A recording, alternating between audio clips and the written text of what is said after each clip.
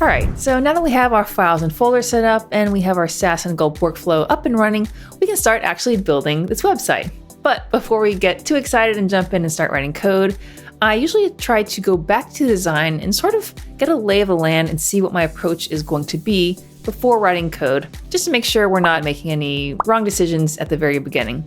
So let's check out the design. So I have the design from Frontend open here in Figma. And if you've seen my other videos, usually I have the free plan of Frontend and they just give you JPEGs. But I got the pro plan for this one because I just wanted to show you all what the real world experience is, getting the design from a designer and then having to work from that and build it. And I actually haven't used Figma before. I've always used Adobe XD at work and Sketch in the past as well.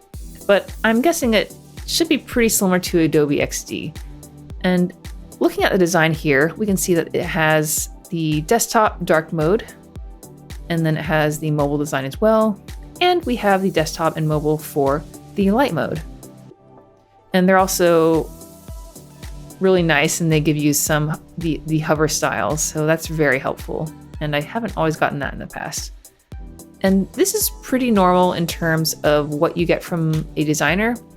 Usually they'll just give you a desktop and a mobile design. I have gotten a tablet design from a designer maybe 3 times in my entire life. So usually what I've done is just kind of merge the mobile and desktop designs together for tablet view, just trying to make sure things look okay and sort of use your best judgment. So even though I'm a developer, I do sort of have to make some design decisions sometimes. You can always go back to the designer, have them look at what you've built and have them give you any feedback on it. So now that we have the design, what I like to do is look at the design and see what the sort of general container size is, how things change from desktop to mobile design. So in terms of the container, what I mean by that is if you're thinking about someone who has a really wide monitor, how wide is the content going to be? Because obviously you don't want it to go all the way across, because then that kind of makes it not very readable.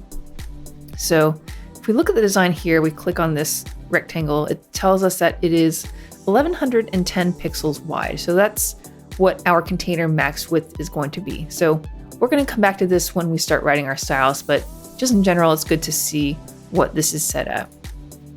And I want to see how this grid layout changes from desktop to mobile. So on desktop, we have this 4-column grid. If we scoot over to the mobile design, it stacks to 1 column. And again, this is a very common design pattern going from desktop to mobile for content in multiple columns. So if we go back, we can see what some other changes are. Let's check out the text sizes as well. So let's look at the headline here, social media dashboard. If we look on the right side, it is using the Inter font, which we added to the site already, and it says it's bold and 28 pixels tall. So that's the desktop style. So let's see if it's any different for mobile. So we'll just go in Figma, kind of click until we select just the headline text, and it looks like it is Inter, bold, and 24 pixels. So the H1 tag, this is going to be the H1 tag, goes from 24 pixels on mobile to 28 pixels on desktop. So that's good to know, right? And of course, these are probably going to shrink as well. So this is 24 pixels on desktop. And let's see here, might be the same actually, 24 pixels on mobile. So, these are just things that it's good to see how they change from desktop to mobile. And I think just the last thing was, let's look at the sort of body text for this. This is 12 pixels, it's pretty small. So I'm guessing it's not going to get any smaller on mobile. Yeah, 12 pixels. So the numbers look pretty much the same as well. So there's not a ton of changes between desktop and mobile. There are some layout changes, obviously, going from the 4-column to 1 column on mobile. Let's look at one more thing, and that is, when you have items in grid, whether you're building it with Flexbox or CSS Grid, sometimes the order might change between desktop and mobile. So for example, here are the cards. We have Facebook, Twitter, Instagram, and YouTube.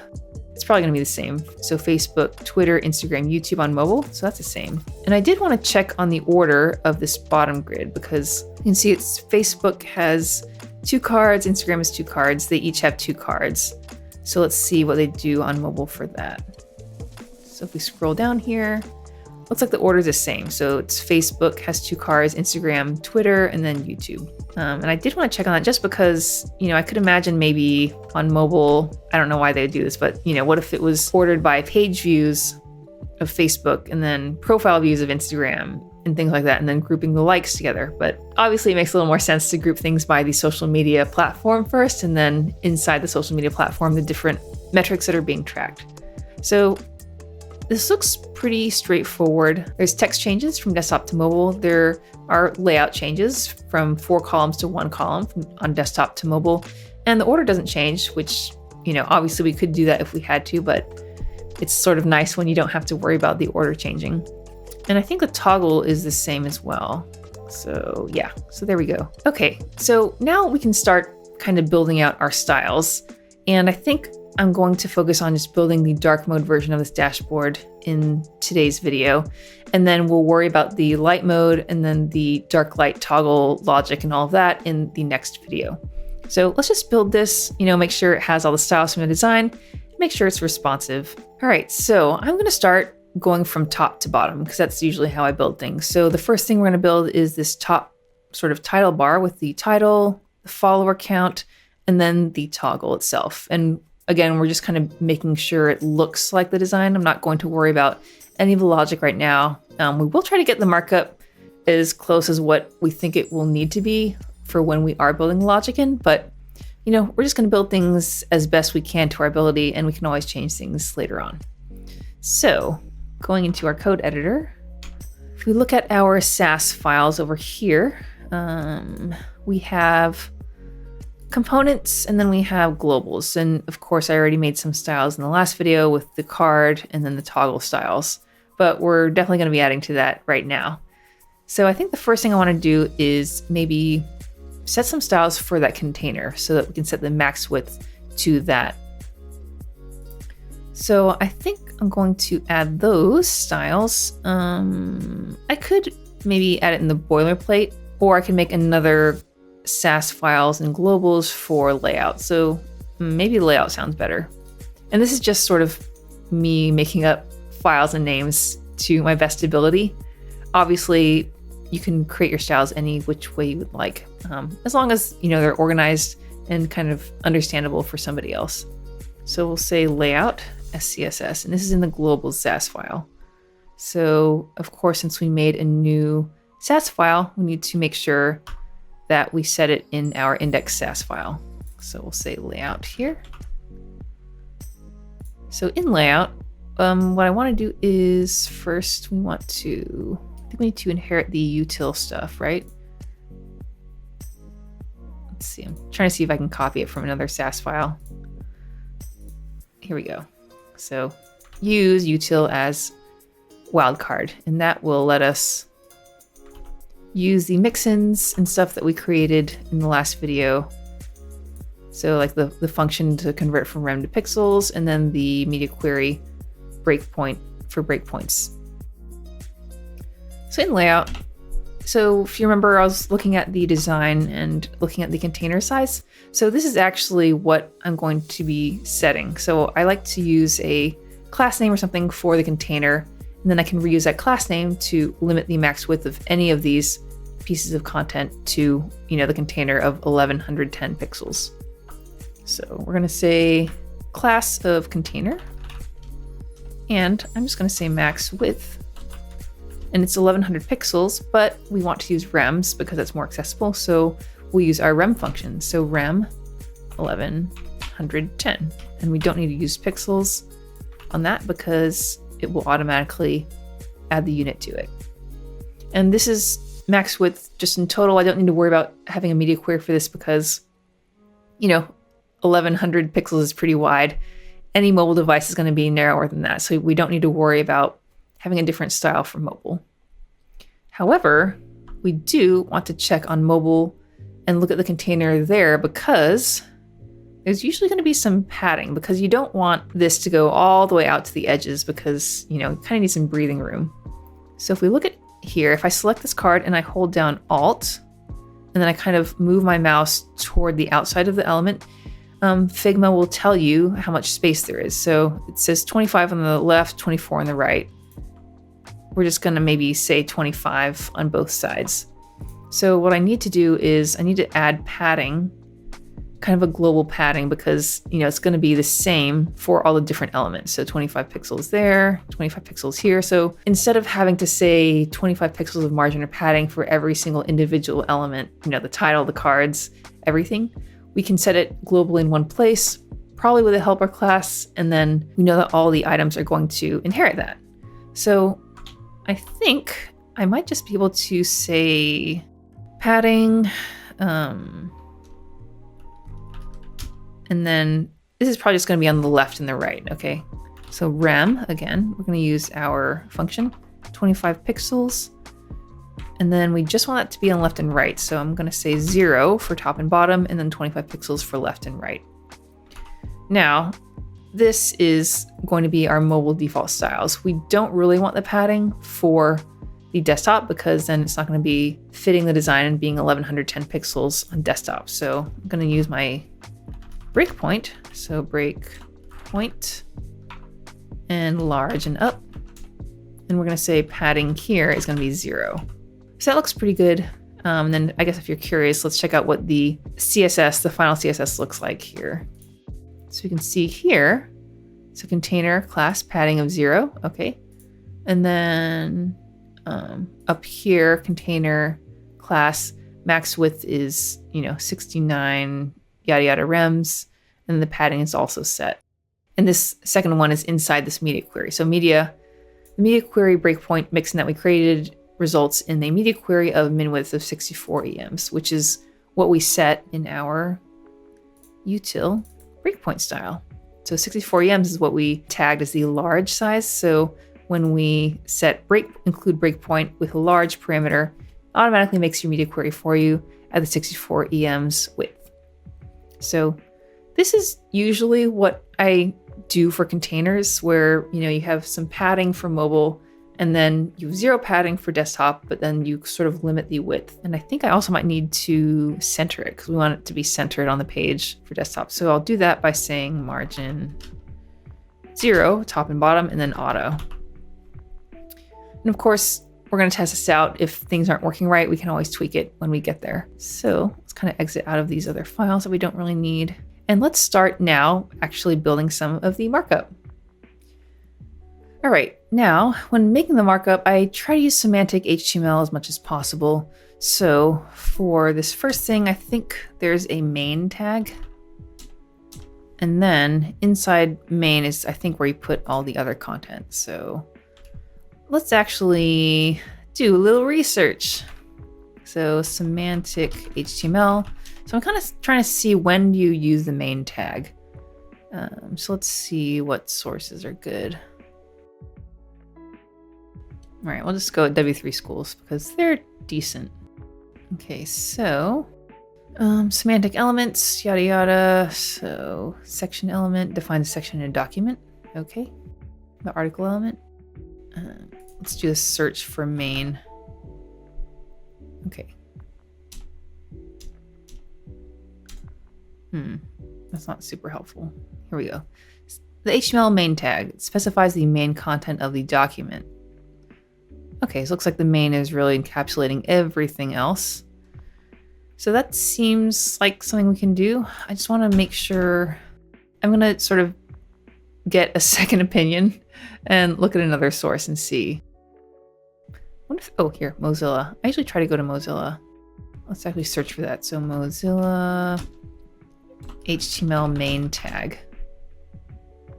Okay, here we go.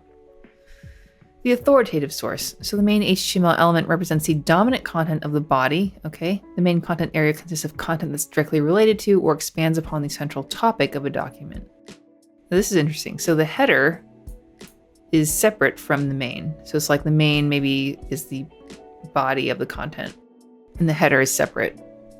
So I wonder if that means that in our design, the social media dashboard, this stuff would be considered the header, and then everything in here would be main, and then each of the grids of cards would be in a section tag, so something like that. So that's kind of what this seems to be saying. Okay, that seems pretty good. The content of a main element should be unique to the document. So now this example is slightly different. In the main tag, it looks like the headline is here. I think maybe the header, I wonder if that would be more like if there was, like a menu or something. At the same time, this is the top and the toggle is sort of in the header of the body. So I think this is one of those cases where there's not necessarily one right answer and the other one's wrong, whether to include this in the main or to have it in the header tag. Again, the purpose of all these sort of guidelines and rules for semantic HTML and other things is to make sure that your code is readable and understandable. So you're not just putting everything in a div and a span. So I think in this case, I can sort of choose what I want to do. And I think I sort of like the idea of having the header be kind of separate. So I'm going to do that. So in the main will be everything else. And then we'll add the header tag here. And we're going to add the social media dashboard. And I think the followers content was in there too. And then this dark mode text is, I'm assuming, supposed to be part of the toggle. So we're just going to move this around in here. Obviously, we're going to make some changes to make things more understandable. And then in the main tag, everything else is going to be here. So we'll just move that. I think I can hold down Alt and an arrow to move it. Oh yeah, there we go. There's a lot of little shortcuts in VS Code that I still don't know. Okay, and then, in the main, we're going to have different section tags for each section of cards, but we'll figure this out later on. So we'll just leave that blank for now. And let's just focus on the header. So save that. And again, this container class that we created, I do want to use that for the header. So in the header, we'll add a class of, I like to say header, or I will give a class name that matches the tag name. And this will help with some of the Sass, the BEM approach that I use for my Sass styles. And you'll sort of see this in practice in a little bit, but I'm gonna add a class of header, and then I'm going to say add a class of container as well. Let's see how that looks. And it's probably not gonna look super different, but okay, here is our website right now. Obviously it's very bare bones. I think I'm actually going to exit out of this console here so we have a little bit more room. Okay, so here we go.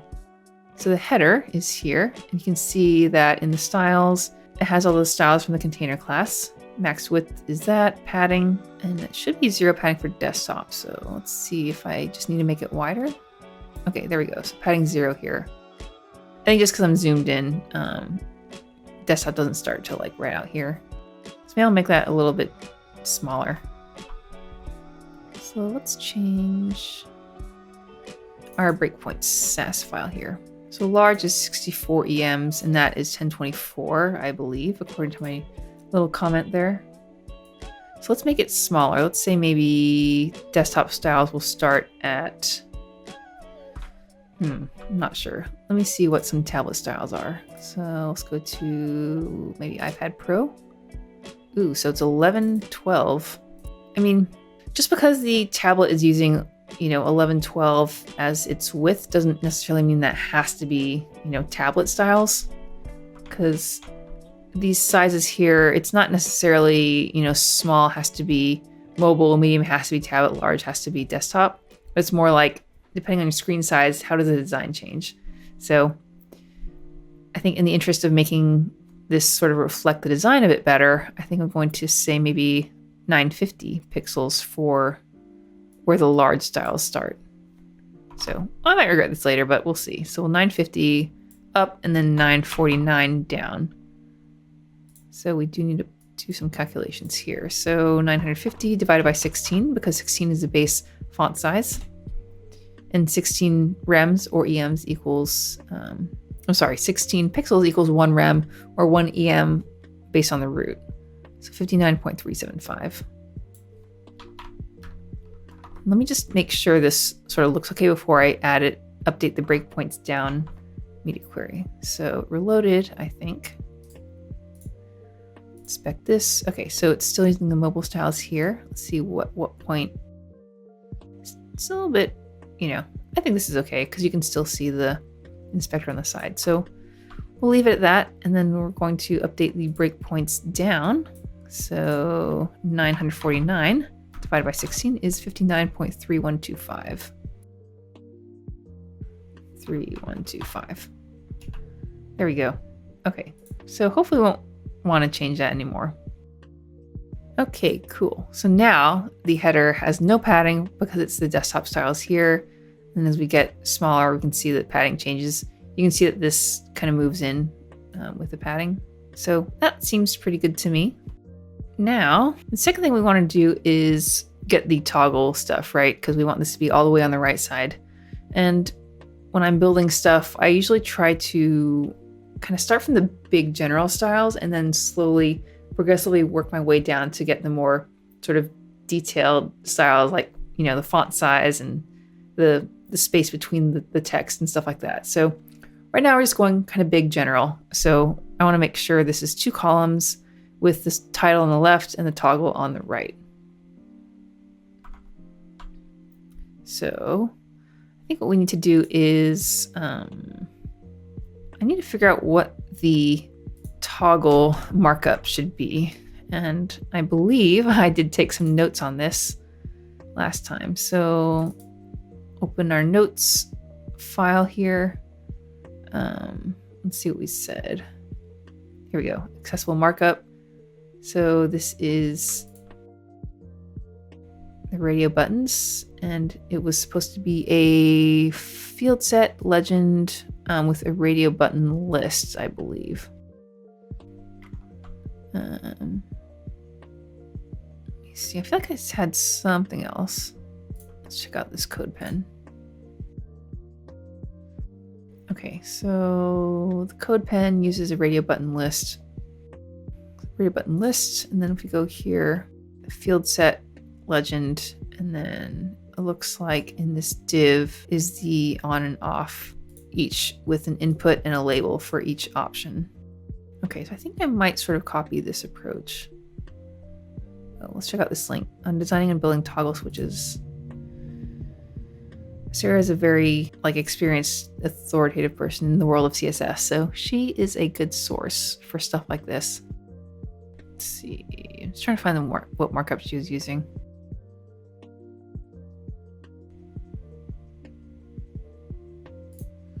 Okay, there's a code pen for it.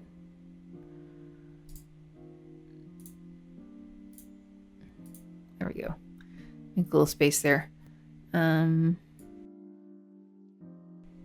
So she also is using a field set thing. So this makes me think that I should also be using that. And then there's a div surrounding the toggle with both options. And then again, it looks like each option has a label and then a radio input. Looks like she wrapped the 2 inputs in a span, which is a little bit different from this one here. Actually, there's no div. Okay, so it's a little tough because I'm not super familiar with the toggle stuff. So you just try to find good sources and see what they do and try to understand, why they did what they did. So, okay, for the toggle, we want to be in a field set, add an ARIA label. This is for screen readers, theme switcher value, and then role is radio group. Not sure what the role thing is. So let's look that up. So field set role. Field set role. And, I'm not working on a deadline per se, but, if this was a project that I had to do for work and the deadline was coming up really soon, I probably wouldn't be spending as much time researching these different things. But I have the time now and it's a good learning experience because I can learn something that I didn't know before. So let's do a Control F and search for role. Okay, so it looks like the role is maybe an ARIA thing. This is hard. Let's see if they have a radio group thing here. Oh, radio group. Radio group role, it's a group of radio buttons. Okay. So I think I'll probably just sort of follow Sarah's approach here. So we'll do a field set with ARIA label and then add a role of radio group. So going back to our index.html, we'll go field set Oops, I somehow deleted dark mode here, but dark mode. Okay, so field set, aria label, I believe it was. And this is theme toggle. And then the role was radio group. Thank goodness for autocomplete, right? Okay, so we got that. And then she is encapsulating both toggles in a div. And then each one has label and then span label. And then it has a span with the input type of each option.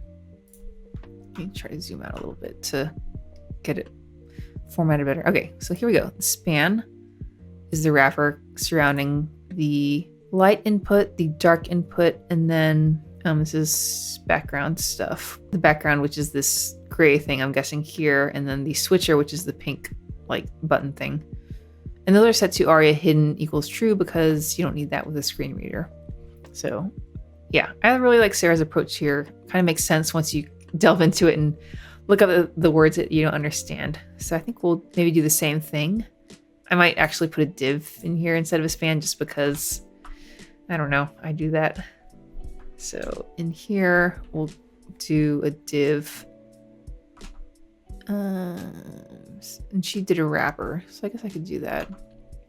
So dot, and we'll say toggle __ wrapper. And this is a BEM or block element modifier way of doing a class. And I'll show you what that's going to look like in the Sass styles. Okay, so in the wrapper, we have the inputs. And again, we have 3 inputs based on our research last time. So we'll just do this. I might honestly just like copy this.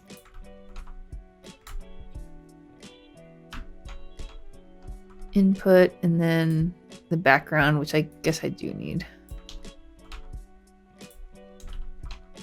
And then you add a light and dark label. So this one label for light means that it will associate this label with the input element of ID of light. So, and that's outside the toggle wrapper. Yes, it's outside the wrapper. So we'll do that. We'll add another one for dark. And then I think we can just delete this dark mode thing. So if we go back to the design, it says dark mode. So how does this change from dark mode to light mode? Let's look at the design. Interesting. I might change this up from this design so that it'll actually say dark mode and light mode. Let's go back to our notes one more time and look at the example of that 3-option toggle. Here we go. Okay, so the 3 ones, it was like 1 on the left, 1 at the bottom, 1 on the right. So we'll probably do that too. Yeah, and then the middle option is going to be the system preferences, I believe. Where do I want to put that one? I think I'm just going to add it here for now. So let's make one for system preferences. We'll say ID of system. And I think the dark is going to be on the left side from this design. Yeah, so light is on the right, dark is on the left. So we're going to put dark. Oops. Dark. And then system. And I'm moving these elements around by holding down Alt, and then you can use the up and down arrows to scoot it around. So that's a handy little tip that I found out recently. And then I don't know about what should be default checked. I think we want the system preferences to be default, so I'll just say it like that. And I'll add another label for system preferences. Maybe system pref.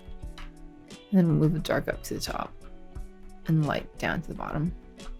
This is going to look pretty ugly, I think. Oh, I forgot. So the toggle wrapper. So instead of C toggle, it's just going to be toggle. Okay. Now let's look at our website. Okay, so we can see now that we have the radio buttons for our toggle, and then we have the text here. And it looks like there's some default styles with the field set. setting a border. So we probably are going to set that to none. None. Like that. So let's make sure we have our classes correct in the markup, and then we'll add our styles. So, okay, so this is good. I think I'll add a class for the field set too. I'm going to say toggle because this is the sort of parent element of this whole thing. So we got toggle for the field set, and then we have label, and we got toggle wrapper. And then we have each of these inputs, and we have the toggle background, toggle switcher. Now I could, if I wanted to be really, I guess, detailed about it, I could add a class with a toggle __ for the labels and the inputs, but you just kind of gotta balance out, how detailed you want to be. I'm okay just having this toggle thing and then adding some element selectors. So let's add that now, actually. So in our Sass styles, the toggle is its kind of own thing, right? So I'm going to add another, I already made the toggle component Sass file. So here we go. I don't remember if this was something I actually needed or not. I feel like maybe not. Oh, this is supposed to be the circle thing, toggle __ button. So I guess I can add that in here, button. So we got toggle for the field set, and I wanted to get rid of the border, so border none. And then actually let's try to put both of them on the screen. We got the toggle, then we have toggle wrapper. So this ampersand means it will inherit, or for lack of a better word, what the parent selector is. So the ampersand in this case will be toggle, and then __ wrapper, which is what will match the markup class here. So wrapper, and then we got the input type radio, which I guess will need something. So input, and then type equals quote radio. And then we got toggle background and toggle button. Oops. Okay. And then I guess we'll do label at the bottom. So I usually try to follow the order. What I also do sometimes is sort of sort it by the element. So I might put the label up under the input, but let's just go by order in this case. So now we got our style name set. Let's go back to our site. So we can see in the header, we got our H1 total followers field set. Now I want to group together the H1 and the text total followers because looking at the design, the social media dashboard title and the followers text is grouped on the left and the toggle stuff is on the right. So I need to probably put the H1 and the text in some kind of container thing. So I will create a div and I'll create a class of maybe header __ title. Oops. Press enter. Select those and move it up there. So now we got header title and then toggle. Now for this header stuff here, I'm going to create a new Sass file called header.scss. So you can kind of see how we break apart the website into different components and then make sure we add header. Maybe we'll put header first. So I'm going to put header first in the markup and then toggle second. So we'll save that. And then in header, and this is why I'll show you here. This is why I added the class of header to the header element. This is so I can do this. I can say dot header. And then again, ampersand for header __ title for this. So I do this because if I didn't have the header here, I would have to say header element. And then here I couldn't use the ampersand thing. So maybe there's another way around that in terms of making your styles, follow the BEM model. If there's a better solution, please let me know in the comments because I don't have things right all the time. But in our case, we're going to say header and then header title. So now what we can do is for the toggle, I'm actually going to add another class using the header name. And we're going to add the styles for the layout in the header Sass thing. So header toggle, oops, not tiggle, toggle. I know this seems a little bit redundant, but it's going to allow us to keep things here in the header styles. And this is to control the layout. So having that title on one side and then toggle on the other side. So now what I'm going to do is, I think for this header stuff, I'm going to make the header element be a flex parent. And you can also use CSS Grid. For some reason, I just reached for Flexbox, maybe because I learned it first before CSS Grid, but it's kind of my go-to when I'm doing layout stuff, especially if they're not super complex. So we'll do header element is going to be a flex parent, and then each of the header title and the header toggle are going to be flex children. Now again, we want to do the column stuff only on desktop, so not mobile. So I'm going to use the breakpoint, include breakpoint large, and then set display flex. Now they're going to be on either side. So I think I want to do justify content, and that will control the alignment along the axis. And I want that to be, I think, space between. So we'll add any extra space between the flex child items. And then for title and toggle, I think by default, if I don't set the flex property explicitly, it'll just set it to flex of 1. So let's check that out. Nothing happened. Let's see if my header styles did anything. Okay, something is not. Oh, if we look down here in our terminal, there is an error. The error, it says undefined mixin for the include breakpoint large, and that is because I didn't do the use rule. This is probably one of the biggest differences with the new Sass modules thing, so I kind of forget about that. Okay, so now it worked. There's no errors. I'll put this back down here. And looks like it's still not, oh, wait. It only has class container. Where's the class of header? Did I not save something? Oh yeah, I forgot that I took it out. Okay. There we go. So now we got the title on the left with header title, and we got the header toggle on the right.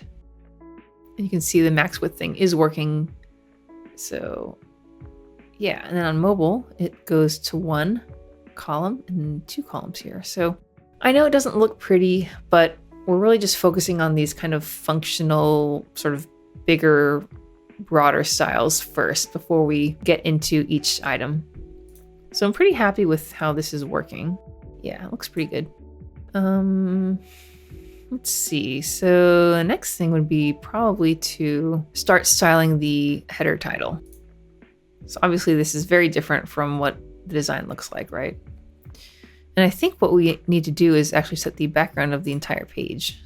So let's see what that is. So I'm clicking on the artboard itself, and then here's the fill, 1D1 F29, and I should have all the colors. Where would the, oh, in globals colors, here we go.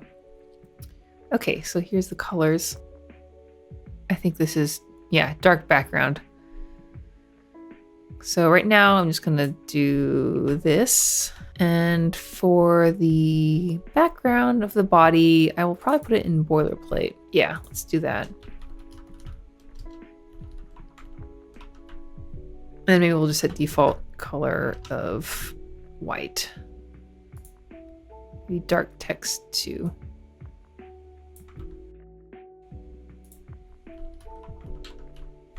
Okay.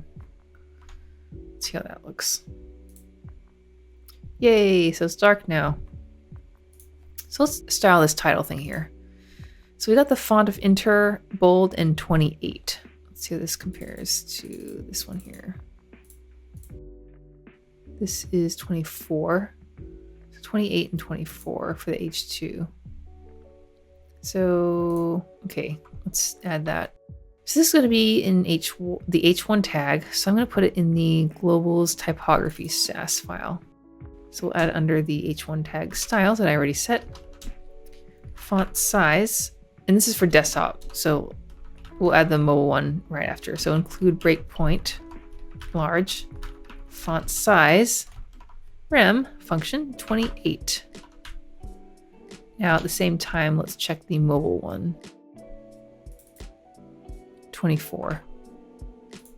So font size, rem 24. And we'll save. Uh-oh. Oh, I forgot the thing again. There we go. Okay. I think that's going to happen a lot until I get more used to it. Oops. Here we go. Inspect. Is this the same as the design? I feel like... Is the font the same? Maybe it's just bigger on here because I'm zoomed or something like that. The font is Inter. Let's see. Georgia. Make sure it works.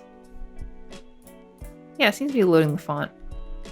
So if I make this name something that like doesn't exist, it will skip this and go to the next option, which is Georgia, which is a serif font, so you can sort of check and make sure that it's actually working. But it seems to be loading. I think maybe it's just the zoom is a bit different from the design or something. Because like, you know, I'm zoomed in quite a bit on the page. But yeah, that seems pretty similar actually. Okay, cool. I sort of don't like that. It's like right up to the edge like that, because when does this padding that I added, okay, so it has a padding now, and the padding goes away up here. This is because the max width is 1110, which I'm under right now. So the problem is I need to add padding when the viewport's below 1110. So that's why. So I wonder if that means I need to change my breakpoint thing. Think about this. So that's in the layout SAS file. So I could do one of two things. I could have this padding no matter what viewport it is, or I could make the large breakpoint 1110, which maybe I should do at this point. Yeah, I think I need to do that because if I add padding on desktop styles, it'll sort of cut into the width of the content. And, you know, in the design file itself, this is like the content is going all the way to the sides. So yeah, let's adjust this. So this is, again, something that's very common. So let's change this to 1110. And then I'll just zoom out on my browser so you can see the desktop styles better. Divided by 16, 69.375. So I guess I can just change this like this. 1109. All right, let's check out our website again. Okay, so good. So now you can see there's padding right when it gets to here. So actually here, there's still a little bit of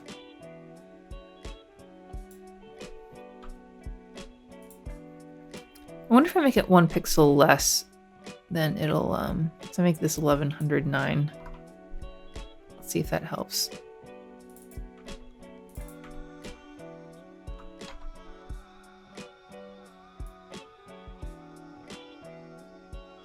No, I want to go the other way, so 1111. Oh boy. These are like the weird little things you kind of get hung up on. So 69.4375.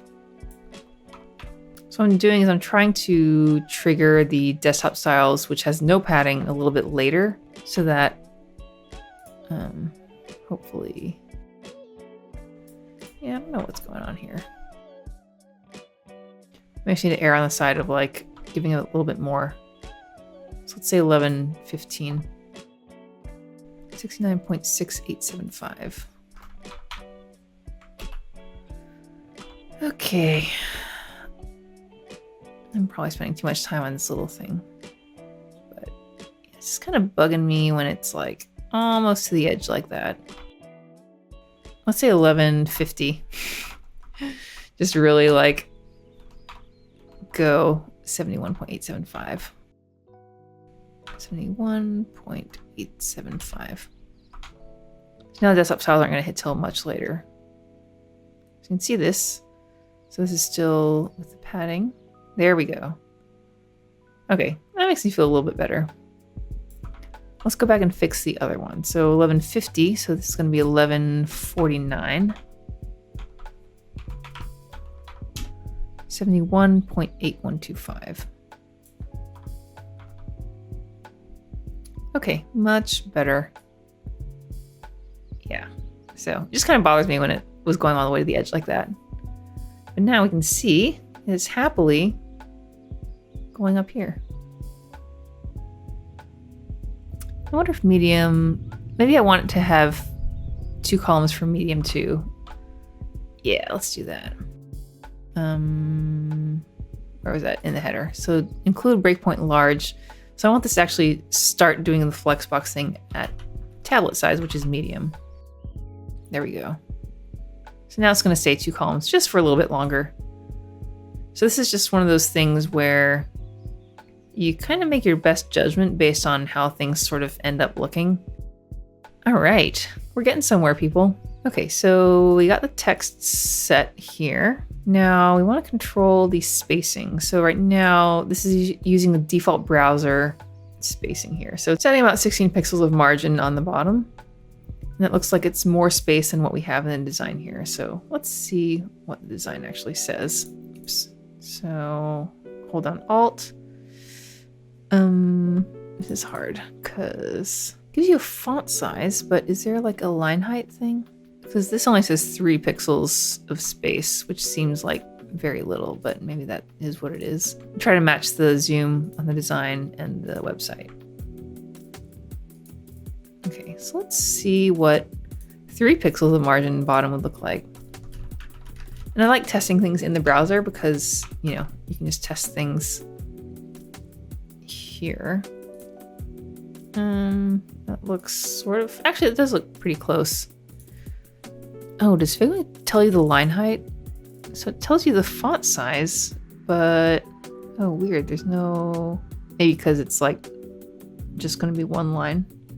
I usually like to set the line height to 1.1. Did I do that here? I didn't. Because line height is sort of the space that each line of text takes up. So if I increase that, you know, you can see it kind of gets bigger and bigger like that. That's obviously too much. I sort of set a line height of 1.1 globally for H tags. And then that's sort of like a ratio. So it'll, as the font size changes, the line height will change with it. So that's one thing that I like to do.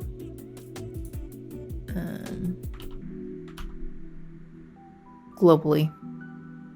Okay, so I think the H1 margin bottom of 3 is fine. And I'm guessing it's probably gonna be the same for mobile. So let's just set it here. Margin bottom, rem 3. There we go. That looks close to the design. Now, we do want to also maybe add some spacing between the top of this and the body. It looks like if we compare these two, it looks like it's sort of centered vertically. So there's a bit more space up here, 49 pixels to the top from the toggle and 36 here. Yeah, because it's centered vertically. So to center vertically, we'll do the align items center. Obviously, this is not looking the way it should later on. But we're gonna do, I want to add some space so it's not just flush to the top. So I think I'll add maybe space. Should it be in the header element? Yeah, I think it should be in the header element. So then whatever's taller will have this space. So 36 pixels to the top. Yeah, I'll just do header. Add a margin top to that. Oh, let's check on mobile. 36. All right, it's the same. So that makes it easy. So the header element, I want margin top of 36. Okay. So now there is some nice space here. And it looks like there is 46 pixels of space under the header and to the cards. Actually, let's just take a quick look at different spacing here. 30, and this is going to change because of, you know, when it's responsive. So just gonna be 4 columns. Okay, so there's 46 pixels of space vertically between sections. And then 24 between the title to here. And there's more here. Okay, so What I could do is add that 46 pixels of space to the container class, I think. Let's see what mobile has. It's 40. 46. Let's just say 46 globally in the container class. So that is slightly different from the design, but I think it's probably going to look okay, and we can always tweak it to be more exact match to the design later on. So for margin, it's going to be 0 top, auto on the sides, and then 46, I believe. And I think this function should work in here. Should still be fine. So now you can see it's 46 in the container. All right, cool. So yeah, a little more breathing room here. So let's do the total followers text now. So you can also click in the left sidebar. So it is inter, bold, and 14 pixels tall. And then the color is this sort of grayish blue color. So 14 pixels. So let's go to our index.html. And I think I just need to put this in maybe a span. Header subtitle. And I could have also called this header __ followers, but we're just going to do header subtitle. Font size is 14. And we need to set the font weight explicitly. The browser will automatically make your H tags bold, but we need to do this here. And I personally like using numbers for the font weights. And then we need to do the color too. So what's that sort of grayish? Oh, it's this one, dark text 1. Var, dark text 1.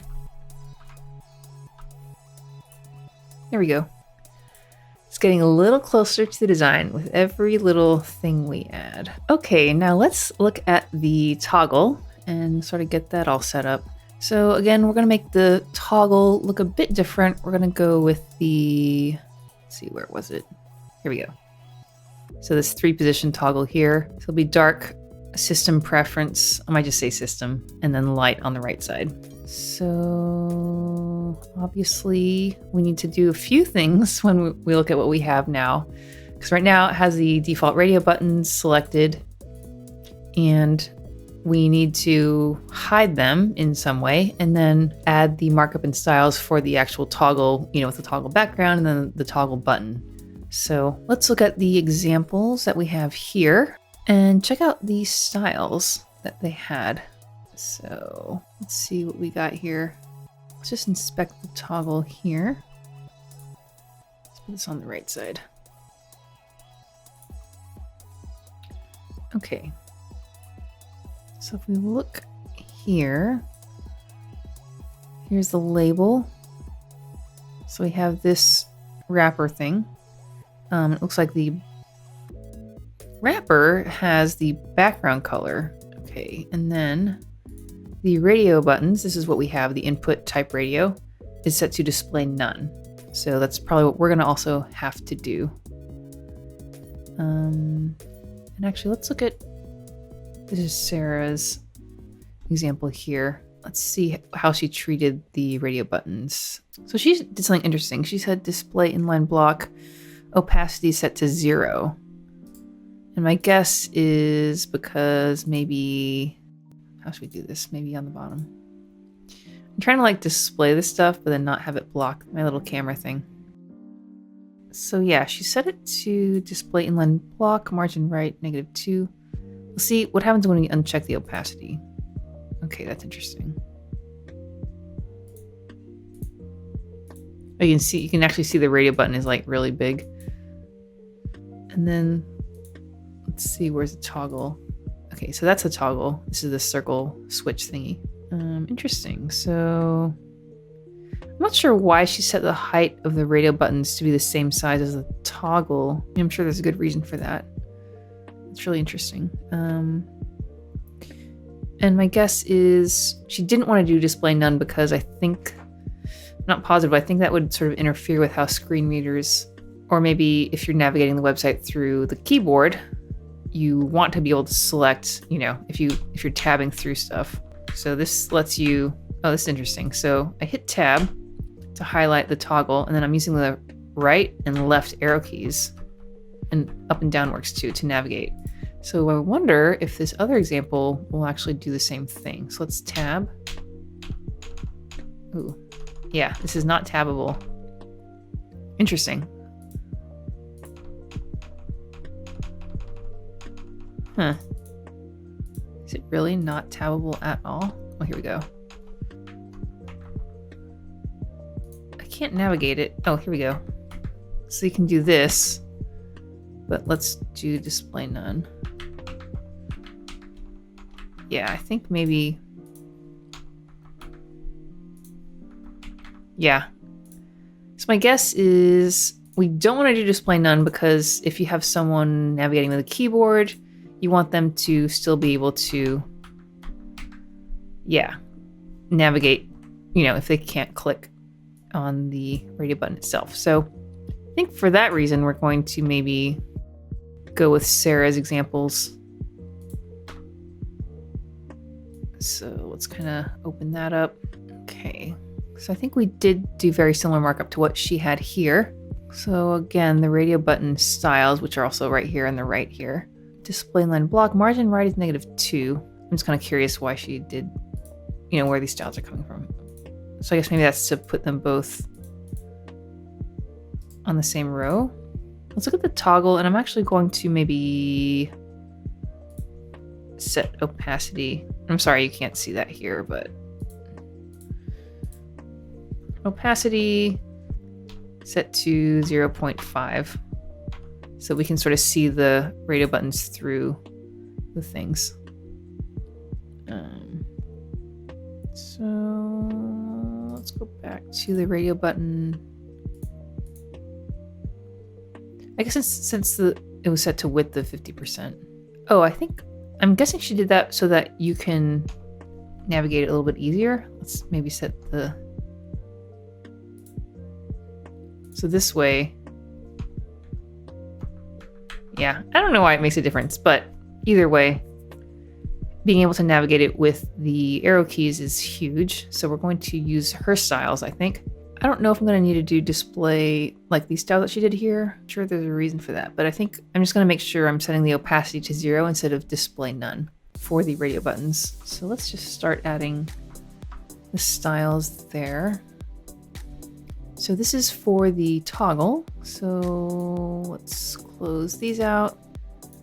Split the toggle to the right so we can see both the toggle and then the markup. Okay, so input type radio, we're going to set opacity to 0.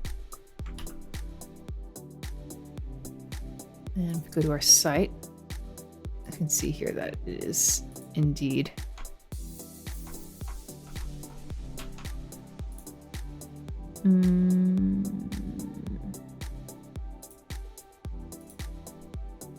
Seems like it's hard for me to tab into that.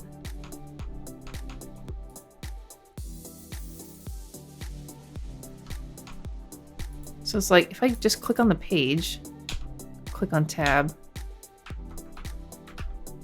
Let's reload this just to see how it looks like default. Okay, click on the page, click tab to tab through different controls. It's interesting. So maybe there's some kind of highlighting styles. Focus. Maybe changes to red. Yeah, okay, so.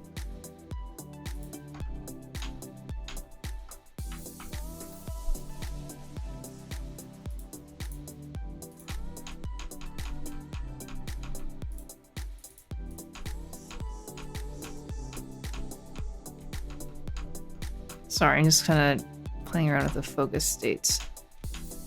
You can see here the focus on the toggle has some additional styles too.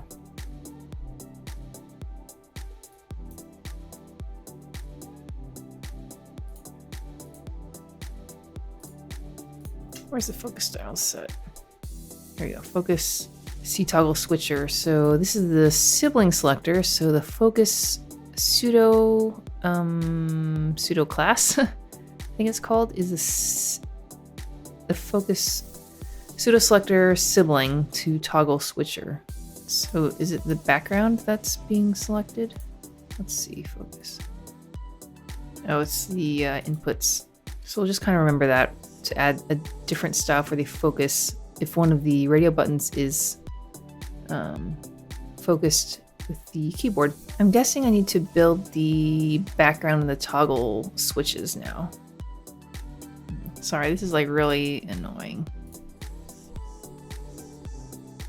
Let's try doing this. There we go. Now you should be able to see everything. Okay, still figuring things out, people. Okay, so the toggle wrapper has the background styles, and the wrapper is what is containing everything, like the inputs, the labels, and then these spans for the background. So that is what I have. So maybe we'll start with this, setting the styles for that. So if we look at the design, the background is going to be this linear gradient thing. And here in Figma, tells you linear gradient. Is there a way to export this style as CSS, I wonder? Let's see. So I feel like they do. There should be a way in Figma, I think, to get the actual CSS rules for like linear gradient. Yeah, let's see. Oh, here we go, export. I mean, I can obviously do it manually, but I would kind of like to see if Figma has that capability. So Figma, export linear gradient CSS. Okay, this looks promising. Copy as CSS. So gradient, copy as CSS. Okay, let's check here. Figma handbook. Exporting CSS code. The code tab in the properties panel. Oh, this is exactly what I want. Okay, the code tab in the properties panel. So here it is. So the code tab in the properties panel. Where is that? Oh, inspect. Oh my gosh, this is amazing. I actually don't know if Adobe XD has this capability, but this is sweet. So linear gradient, yes, it has a degree, which is the angle of the gradient, and then it goes from 0% for the, I'm guessing, blue color to this at 98. Oh, this is great. This is a huge time saver. I kind of can't believe that it's that easy. So this is going to be the toggle background. So the toggle background element. So we'll set the background. And we're going to replace this with the CSS variables. Let's turn off word wrap really quick.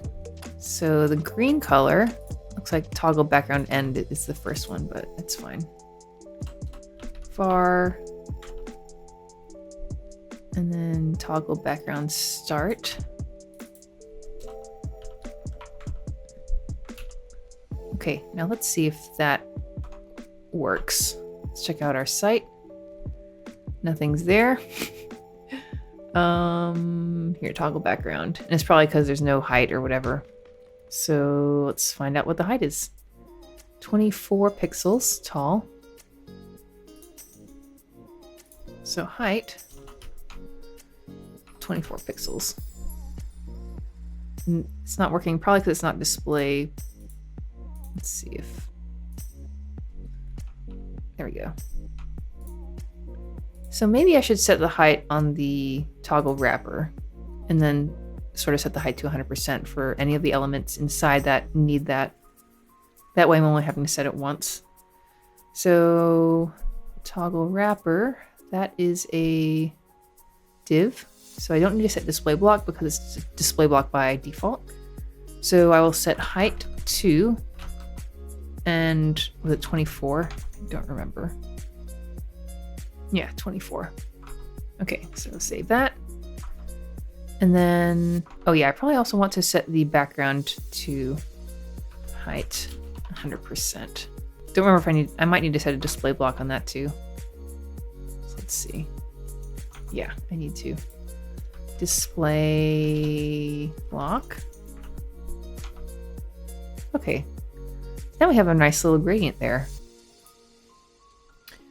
Now it has the rounded corners there, so maybe I'll put that on the toggle wrapper as well. And that was 12 pixels of border radius. So we'll do it on the wrapper. Border radius. Man, this function is a huge time saver. And I think I need to do overflow hidden so that it'll cut off the linear gradient according to the border radius that I just set. So here we go. Okay, something got cut off. I'm guessing because this toggle thing. So I might not be able to do this. So I think I need to move all the styles into the background. I think that's how Sarah had done it. So here we go. Yeah, we'll just set it here. Okay, there we go. And it's this width because of the text inside here, I'm guessing. Because the background, since it's set to display block, is taking the maximum amount of width from its parent, which is this. And the width of the toggle wrapper is getting its width from the content inside, which is, you know, the text here from the labels. So we'll figure that out in a second. Let's go back here. And yeah, so it looks like I'm just like copying Sarah's code, which I guess I kind of am, but at the same time, I'm sort of studying it and trying to understand the principles behind it. So I'm not just blindly, mindlessly copying and pasting code and just hoping it works, which I do sometimes. But we're just studying existing code to try to understand, you know, how it works under the hood. I think that's a completely valid thing to do. In the essence of being kind of honest here, what I might actually do is add a little comment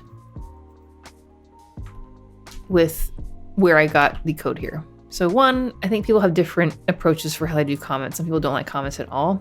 I personally would find things helpful like this if, let's say, something's not working. Knowing that this is where some of this code came from will help in terms of being able to bug fix more quickly and efficiently. And secondly, it's just sort of giving credit to where this all came from. So it's just something that I do. I think it's always good to give credit whenever possible. Okay, see toggle wrapper. We need to figure out, I think, how to position the labels. So again, the radio buttons are set to opacity 0. And then we have the background, the toggle switch, and then we got the labels. So how is this laid out? Because I wonder if she's using Flexbox for this. Actually, I bet she's just relying on inline block, because if you have display block elements, each one will take up 100% of the width, so they sort of stack one under the other. But for display inline block or display inline elements, the browser will try to fit them next to each other to sort of have them fill all the horizontal space before going to the next line. So it's kind of like the difference between, you know, words versus like paragraphs. So my guess is she's relying on inline block for that. Yeah. So that's probably why she set this to inline block. So, oh, hold on a second. So this is the toggle parent. Then she has the labels, and then the wrapper has the radio buttons and the background. So I think I need to change up my markup because I have this whole field set thing here, which is the parent. No, that is what I did. Okay, so that's okay. So I think I just need to sort of position the labels, you know, in the right places. So if we go back to our design, actually back to this design, which we're going to be, again, sort of copying, what would be the best way to position the labels? Because there's one underneath. I could use CSS Grid to do that. That might be a little overkill, but maybe not. I'm not really sure. The other option, I think, would be to maybe, I guess you could use Flexbox. So you'd have the lines, the first label, the toggle, and then the second label on one row, and then the third label, the middle label, on its own row. But if you use CSS Grid for this, I can sort of just position the labels where I want them. And I wonder if that might be better. So yeah, even though it might seem like a little bit of overkill, let's use CSS Grid for this. Okay, so in our grid, we're going to have 3 columns. So label, toggle, middle label, and then last label. Then we'll have 2 rows. So let's start doing that. And the parent for that is going to be, I think this, the field set, the header toggle. Okay, so header toggle. Remember we added this header underscore underscore toggle class to position the toggle, the whole toggle block in relation to the headline in the header. For these styles for positioning the toggle elements, I'm going to put them in the toggle SCSS file because it's not really related to the header layout, but it's only related to the toggle component layout itself. This is useful if we want to reuse a toggle on another page. We could just, add the same markup again, and we know everything will be the same as on this page. So toggle, I'm going to say display grid, and we're doing this by default because we want the toggle to look the same on mobile and desktop. So display grid, and then grid template columns is going to be 3 columns, and I don't know if I would need to do 1 FR, but I can kind of see why Sarah did inline block because it's a little bit simpler in some cases, but let's just try grid. So repeat 3, let's just do 3 1 FR for now. There we go. And now with grid, we need to kind of position the elements explicitly. This might be a bit complicated. So it's going to be, this is the parent, and then the toggle wrapper. So label, dark, and then light, and then system preference. So I might just like move these all the way up so the labels are together. There we go. Okay, so we got label, label, label, toggle wrapper. I think I'm gonna have to add classes to the labels, which I think I should be able to do. Or actually, I think I can do based on the for attribute. So let's change this to system. Okay, so toggle grid here. And then where's the label styles? So I'm gonna move the label styles up here because I want it to be kind of closer to the grid styles just in the file. So label for, how do we do the for selector? CSS, label for selector. Let's check out Mozilla first. For.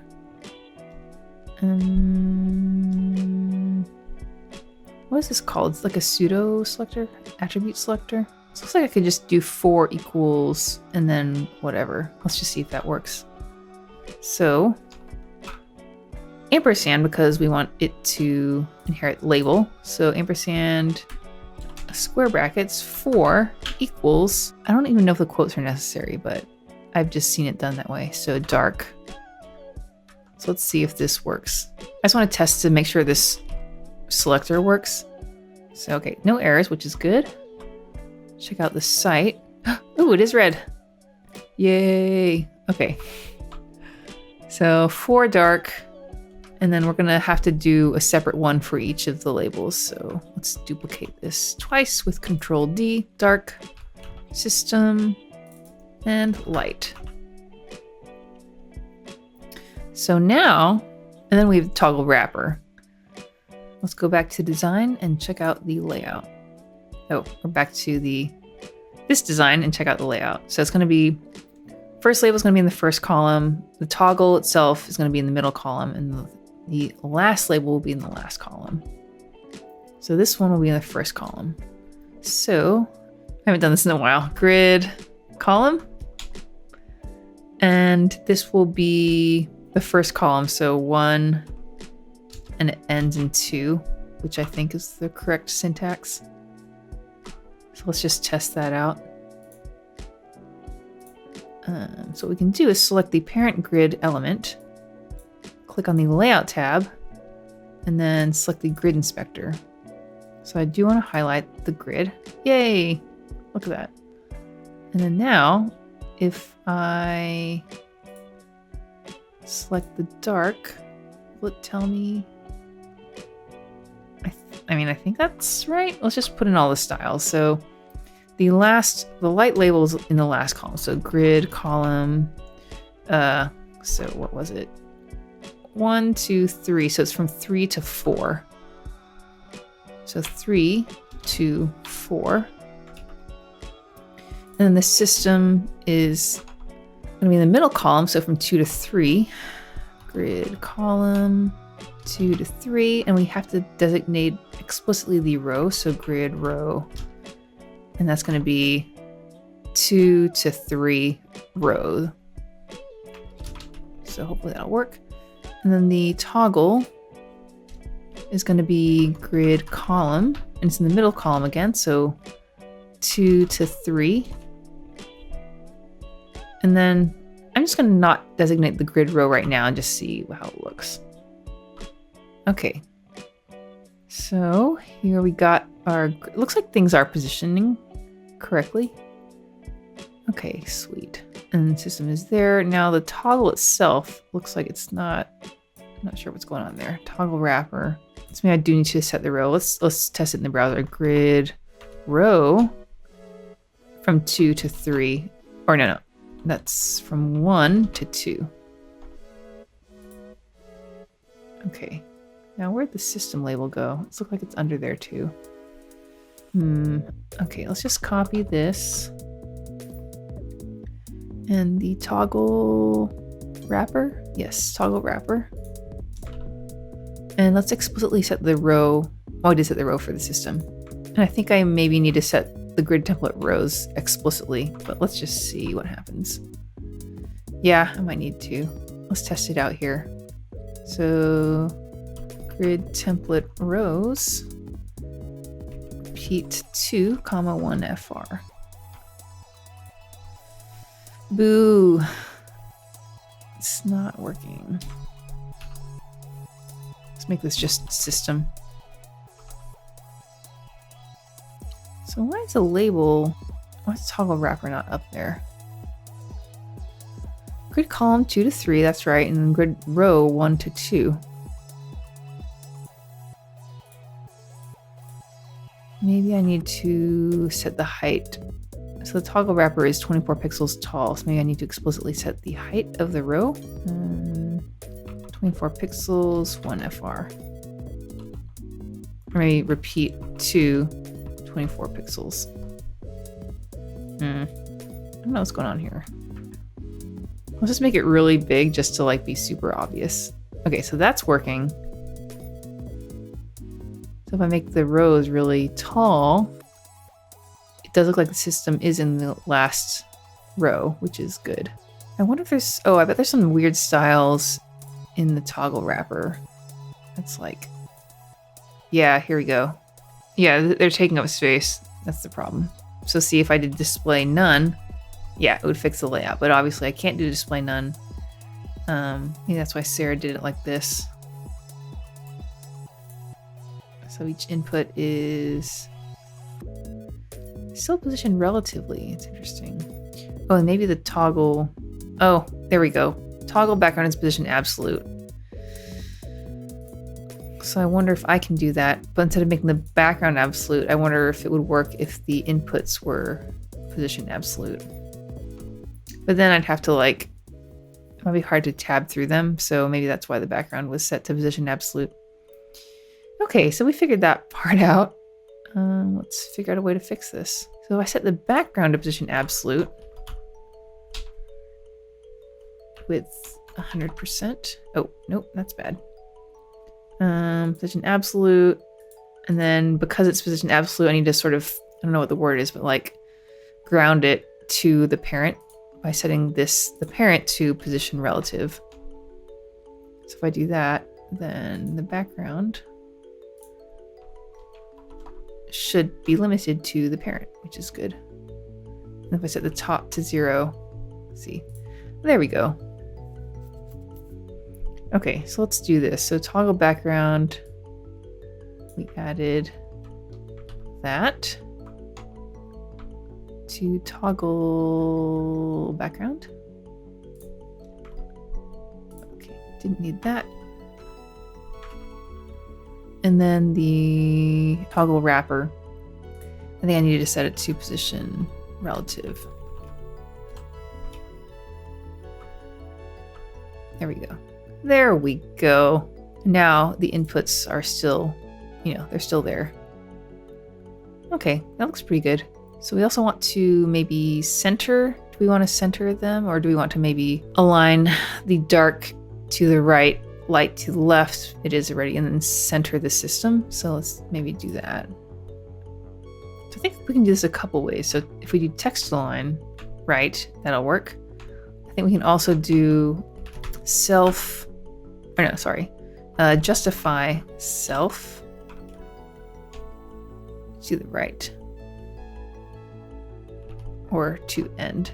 So that works too. I don't think it really matters. I might just do justify self end because we're using grid stuff anyway. And then for the system, we'll do justify self. I think center should work. Nice. Cool. Okay, let's add a little space here. So we got 13, say I'll do 12 pixels of space. So what I think I'm going to do is add it to the gap property. So gap will be 12 pixels. So that'll add space on all sides of each cell. So let's do that. And this is something that you add to the grid parent. So we'll go gap rem 12. All right, it's looking better and better every time. Now the last thing I want to do is add the toggle like circle switch thing. So that one looks like it's the same color as the background. So again, we'll look here, see how they did it. Is this it? Yes. Okay. So the slider thing. Oh, that's interesting. Okay, so they're styling this by saying if the third option is checked, then the left property will change.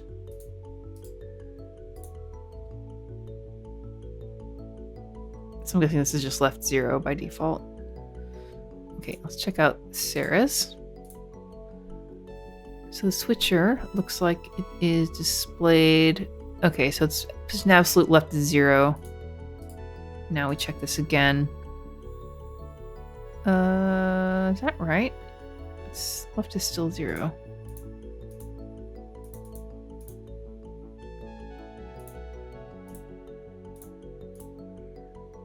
How do we control that? Interesting. You have to reload, maybe something like got broken or something? I'm not really sure. So the switcher, top 0, left 0, right 100%. Okay. But now, still 0, still left 0. How does that even work? Let's see if we can look in her styles and see stuff that's there. So it's the switcher that we're looking for. Wrapper, switcher. Okay. Now, do any styles change? Oh, here, the checked. See, toggle switcher is right. Maybe sometimes Firefox, I think, doesn't quite like update the inspector sometimes. So if I switch between tabs, there we go. So if it's checked, right is 0, left is 50%. And I'm guessing there's a transition element on the right and left properties to make it a more smooth thing. Yeah, so transition all. So if we remove the transition, they'll just kind of blink. It's actually not that bad, but it's a little bit nicer to have that. Okay, so that's what we need to do. So it'll be an absolutely positioned thing in here. So if we go back to our code, it's going to be this toggle button. That's where we're going to add the styles. So toggle button. Oops, that's not what I wanted. Absolute. And we'll just say left 0. Right, 100%. And let's go back to the design because I think we probably need to explicitly set the height of this thing. Oops. Stop. Here we go. 18 by 18. And the height of this is 24. So, oh, there it is. And the background, we're going to set it to the, shouldn't be toggle, I think, right? It should be the background color. Maybe this was a light mode color. Oh yeah. Oh, okay, so it's light mode is still the color of the background, but the toggle background is this thing. Yeah, I'm not sure if toggle is the right word for that, because it's kind of like the toggle light. But anyway, we can just reuse this dark background variable.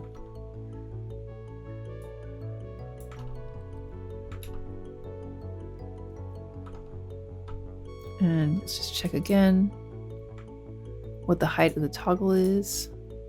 18.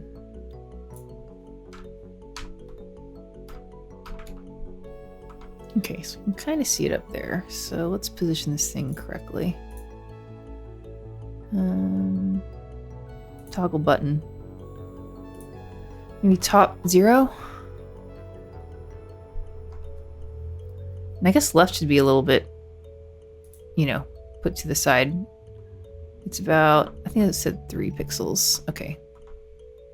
Left should be RAM 3, top RAM 3. Hopefully that will look correct. Oh wow, look. Ooh, nice. And I feel like this is a bit long because it's getting the width from the system label. So I think what I might do is make the system cell take over all the rows and then set the width of the toggle background a bit differently. So let's do that. So it's going to be the label for system. So the grid column, we want it to go from 1 all the way to the end. So I think I can just go 1 end instead of having to set an actual number. That should work. Let's see. Here we go. System. Where's the label?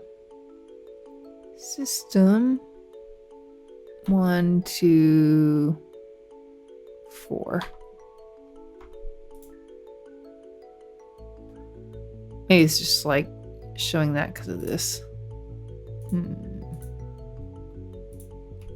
Okay, so it is going all the way to the beginning of the row. So grid column 1 and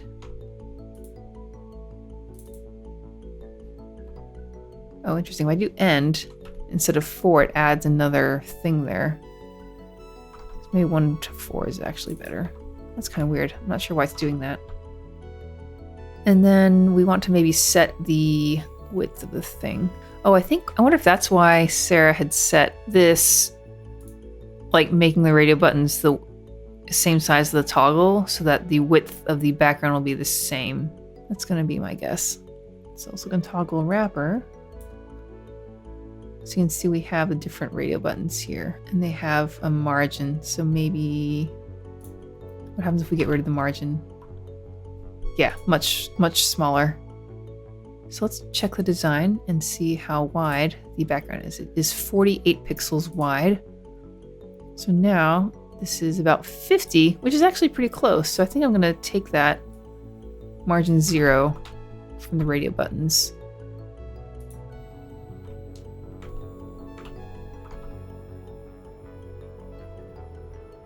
And then I sort of set the height explicitly on the background. So I think I don't need to set the height of the radio buttons to match the height that I want the background to be. Okay, so last thing we need to do, and we're almost done here, which is kind of nice. Let's do the styles for when the different options are selected. So the selected selector is the checked for the radio button. So for example, this first radio button is dark and then checked. So when it's checked, then you change the right and left values of the little toggle button thing. So let's do that. So here we go. So radio button. So if the dark label, if the input radio dark, which is this one, is selected or checked, then we'll change the styles for the button. So normally you would do something like, maybe I would add a thing here for dark. Checked. But I wonder if I can add a sibling selector in the toggle button thing. Not sure if this is going to work. So let's just get this selector right. So the toggle button sibling, if the sibling selector for the toggle button is ID dark, checked. So sibling selector, I guess I can just do the same thing, dark, checked. And then I'll say, well, actually dark is the default. So let's say light checked to make it go all the way to the other side. So we'll say right, 0, left, 100%. And let's see if that even works. So I'll check the light. Oops.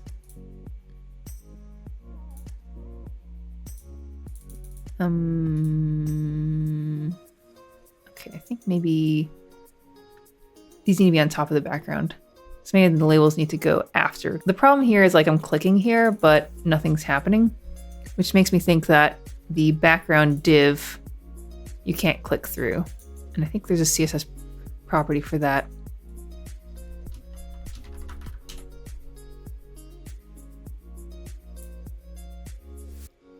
Let's see. Here we go. Pointer events none.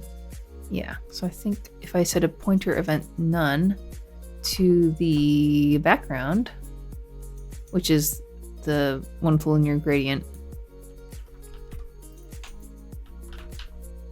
I think that will let us click through to the radio buttons. Let's display none this just to like, and then opacity 1. So I can click them. It looks like the light thing isn't working. The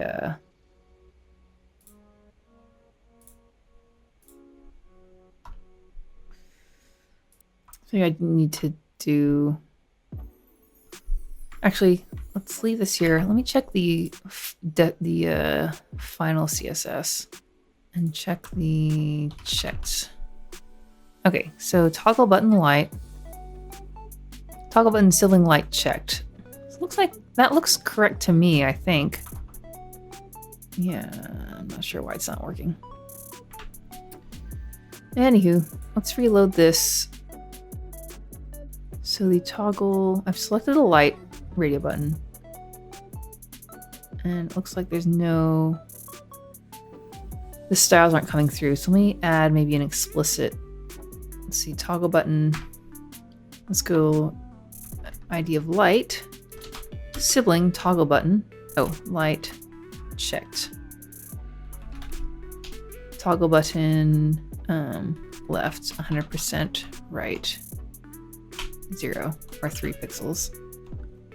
Okay, so it looks like something did change. So let's see here. Where'd the button go? Okay, so good news is it's working. Bad news is the button's like way off over here. I'm not sure why. Maybe left auto. Okay, right 3 pixels. So I could do a calc. So I could do calc 100% minus 18 pixels.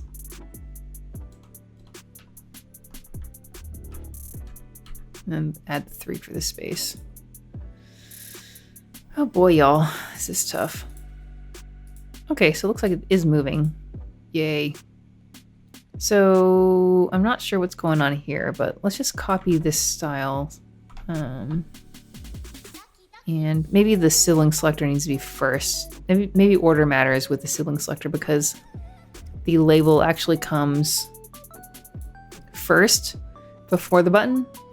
So I actually wonder if, yeah.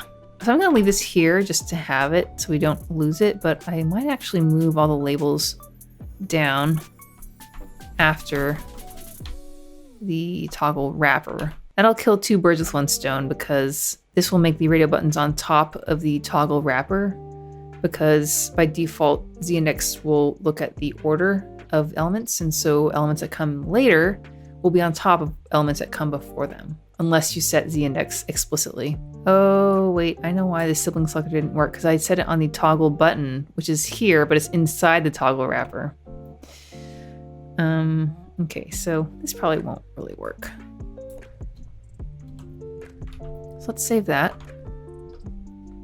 And then let's see if this works now. Oh, this makes me so happy. Look at that. Okay, so now the next thing I want to do is see if we can add that transition state. And let's test it again in the browser. So toggle button, we'll just say transition all 150 milliseconds, ease in out, which is my favorite one.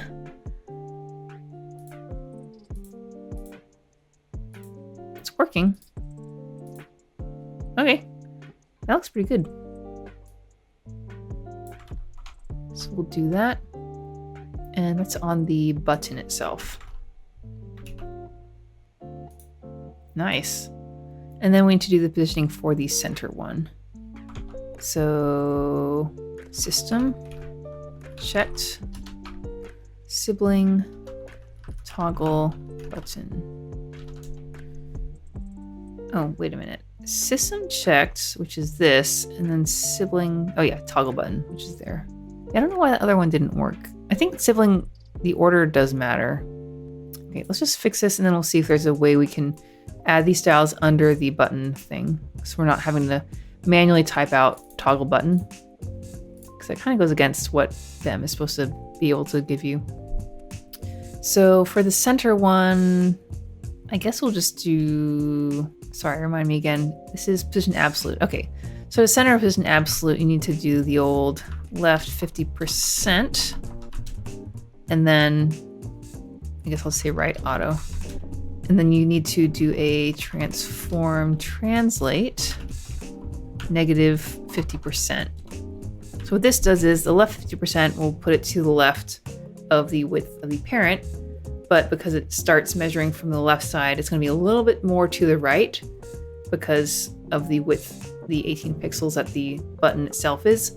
So what we want to do, we want to use translate, which will translate, it'll shift the element based on the width of itself. So we want to shift 50% or half of the width of itself back the other way. So that will make sure it is actually centered. So here we go. And there we go. Okay, I think I know why Sarah made the radio buttons. The height is because if I don't click in the exact right place, it's not gonna go. So, you know, everything is there for a reason. So let's take away this opacity for a second.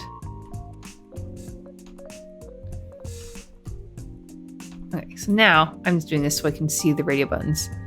So height of 18 pixels.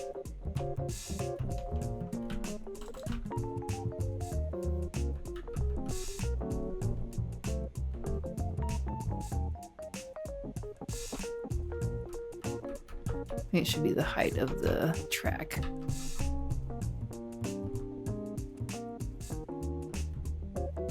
So 24 and 24. So going back to the input radio.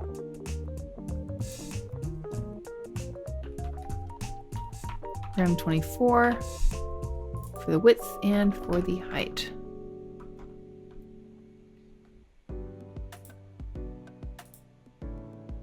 So now,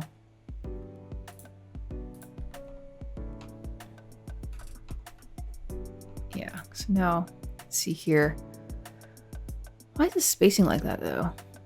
Oh, maybe that's why she had margin of -2. Oh my gosh. Where is it? The switcher. Margin right of -2. That's why, because I guess it must be a browser default or something. Yeah. So by default it has a margin all the way around. So I'm going to go margin 0.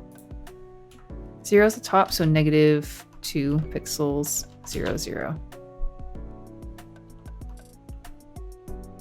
So now let's make sure the width of this 69. It's supposed to be 48, so maybe make them a tiny bit narrower. I think I said 24 pixels. What if we go 20? So what was the width supposed to be? It's supposed to be 48. So it's 57 right now. So 54. Okay, so width of 20 pixels for the radio buttons. So they're a little bit taller than they are wide. Oh yeah, and then the margin of 0, -2 pixels, 0, -2. Okay, now it's more clickable. Sweet. I guess I can rem this too. Rem -2. I don't know if it matters if it's just like so small, but might as well be consistent, right? Oh boy. Okay, now let's turn off this grid stuff here. Wow. Looks pretty good. Okay, so we need to fix this thing here. Check out the mobile. So mobile is actually quite different, but we want this to always be 48 pixels wide, the toggle background. So I just need to maybe set this to, yeah. So this should always be 48. So I think I'm gonna go repeat. I shouldn't do the repeat, I think. So maybe 1FR, 48 pixels, 1FR. That's a little bit narrow. I mean, it is right. You know, I might make this a little bit wider just because I think the 3 option toggle is making things a little bit iffy. So we'll do this. So going back up to the grid, we'll replace this. And then of course we'll do rem.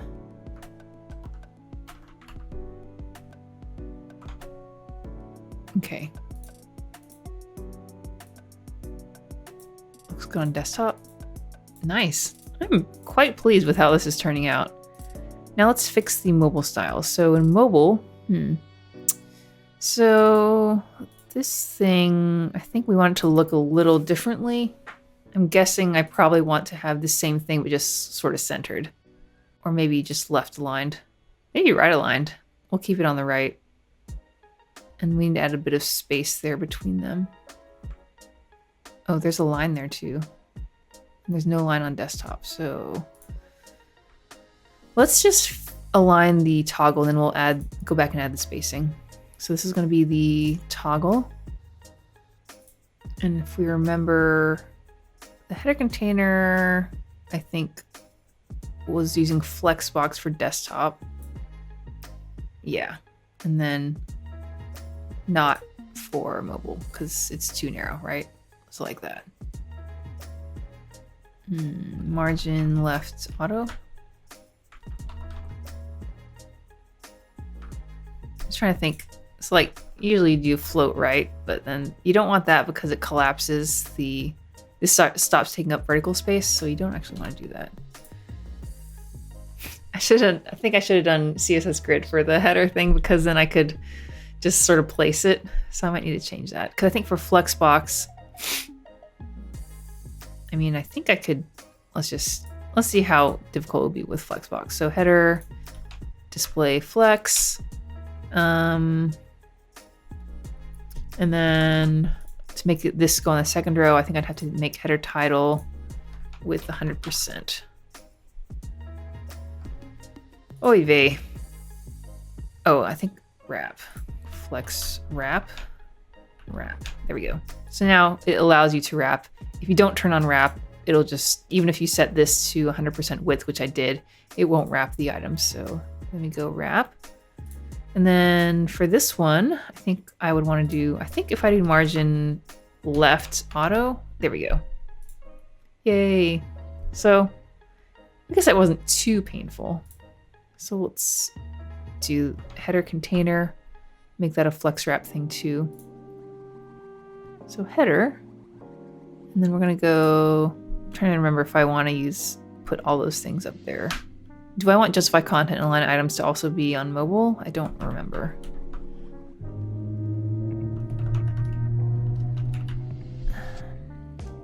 And then title is going to be width of 100%, but only for mobile. Include breakpoint medium, width auto. Let's just see if that works for now. Oh, and then the toggle wrapper, or sorry, the header toggle. Header toggle, we're gonna go margin left auto.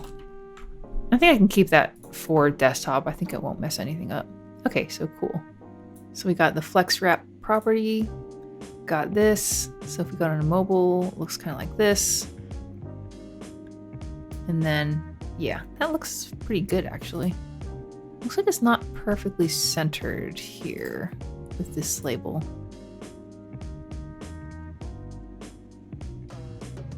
Oh, maybe that's just from the line height. Yeah. I mean, the difference is so small, it doesn't matter. So that's fine. Just make sure it's working. I think that's okay. I feel like for mobile, maybe it should just be centered, or maybe just like left so it's the same as the title.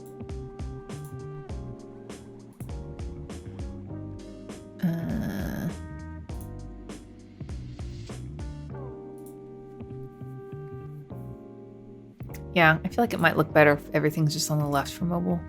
Yeah, let's do that. So let's not mess with the, making it go on the right side.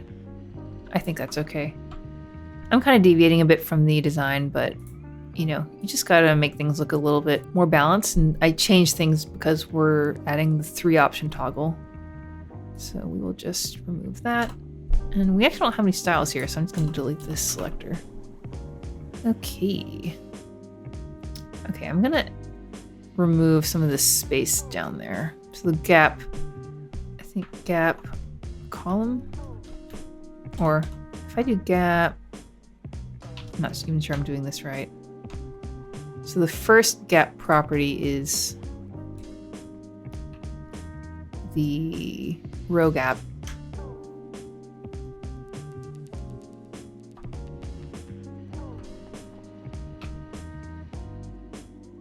So maybe 0.3. Whatever that ends up being. 2 pixels. Or no, what is it? Column gap is 12 pixels, row gap is 4.8 pixels. So we'll change that on the toggle.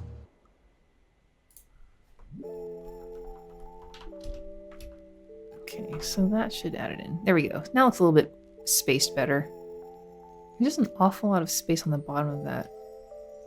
What is the margin on that anyway? 5.6 and 10. This must be browser defaults for the field set. Yeah. So what if we go margin 0? Does that look any better? Yeah, it looks like things are centered. Okay, so let's do that. And margin 0 to the toggle. And actually I would bet this text needs to be a lot smaller. So yeah, it is 14 pixels. That's for the label. Rem 14. Save that. I don't remember what it was originally set to. Looks a little bit smaller, which is good. It will reduce the gap again. See, the cool thing about having the labels on the radio buttons is that clicking the label will also select the button in addition to choosing the button. So you have a lot of options here. I'm just working with the arrows. I think I need to add a focus state for that. So maybe this is okay for now. Let's maybe reduce the column gap a little bit. 0.3 and 0.5. That would be 8 pixels. Okay, I think that's better. And I think I also need to center these labels. Yeah, align self center. Okay, so this can go for the toggle labels to do both of those, and then we'll align this a bit differently.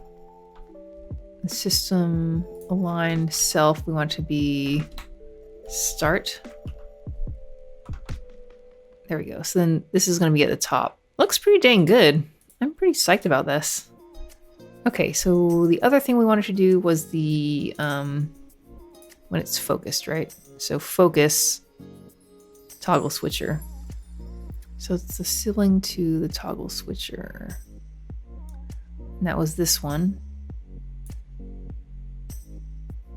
So I'm guessing it was when any of the inputs are selected, this will have that sort of extra outline there, which you can't see.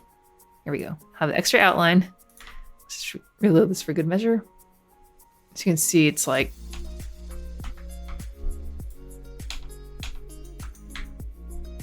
okay, so what can we do about ours? And this is again a little different from the design. Let's play around with some styles and just see what looks good. So the toggle button.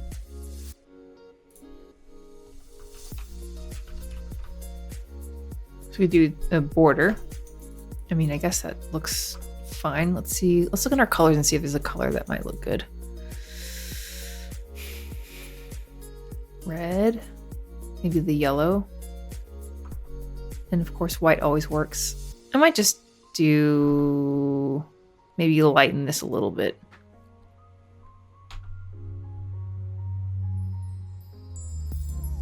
Yeah, so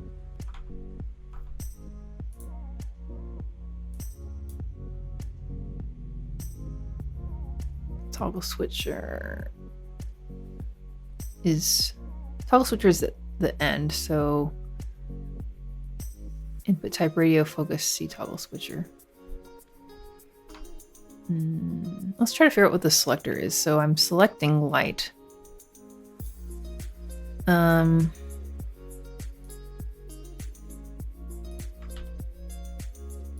So toggle input type radio selected. Oh no, that's not it. Focus. Focus. Sibling. Toggle. Button.